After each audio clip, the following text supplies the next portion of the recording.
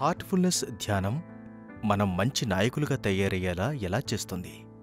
మంచి నాయకుడు కావాలంటే ఎన్నో లక్షణాలు అవసరం. కేవలం చెయ్యాల్సినవి, చేయకూడనివి ఇతరులకు బోధించటం కాదు. మనస్సు, బుద్ధి, మన వ్యక్తిత్వం ధ్యాన సాధన ద్వారా మరింత మెరుగవుతాయి. ధ్యాన సాధన ద్వారా కలిగిన స్వంత అస్తిత్వపు ఎరుక మరింత వికసించినప్పుడు మన ఆత్మ పరిశీలన చేసుకునే నైపుణ్యం మరింత పెరుగుతుంది. అది మెల్లగా మన రెండవ అస్తిత్వంగా మారుతుంది. మన దైనందిన జీవితంలో అదే మనతో ఉండేది. మన ఆలోచన విధానం, గ్రహణశక్తి మరింత స్పష్టంగా అవుతాయి. ఎలాంటి అంతరంగ గందరగోళమూ లేకుండా సులువుగా తయారవడం మనం చూస్తాం. నాయకులు తరచుగా కొన్ని క్లిష్టమైన నిర్ణయాలు తీసుకోవాల్సి ఉంటుంది. అత్యున్నత స్థాయిలో నైతిక విలువలను అనుసరిస్తూ, వారిని అనుసరించే వారికి ఆదర్శంగా నిలుస్తూ, వారి నిర్ణయాలకు వారే బాధ్యత తీసుకోవాల్సి ఉంటుంది.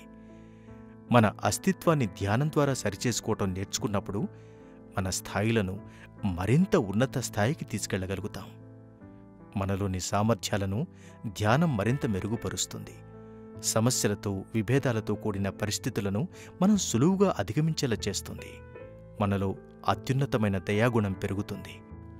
కేవలం వ్యక్తిత్వ ఔన్నత్యానికంటే ఉన్నతమైనవి, ఎల్లప్పుడూ మనల్ని నడిపించే ఆహానికి సంబంధించిన వాటివి మనల్ని మరింత మంచి మనుషులుగా ఎదిగేలా చేస్తాయి.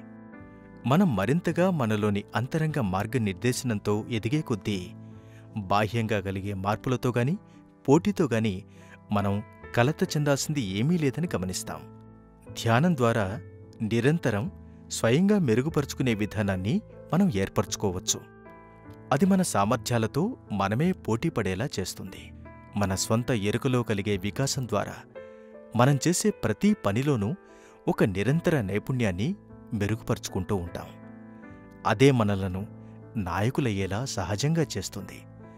అప్పుడు మనమే స్ఫూర్తిదాతలుగా, వికాసానికి ఆదర్శ రూపాలుగా మారతాం.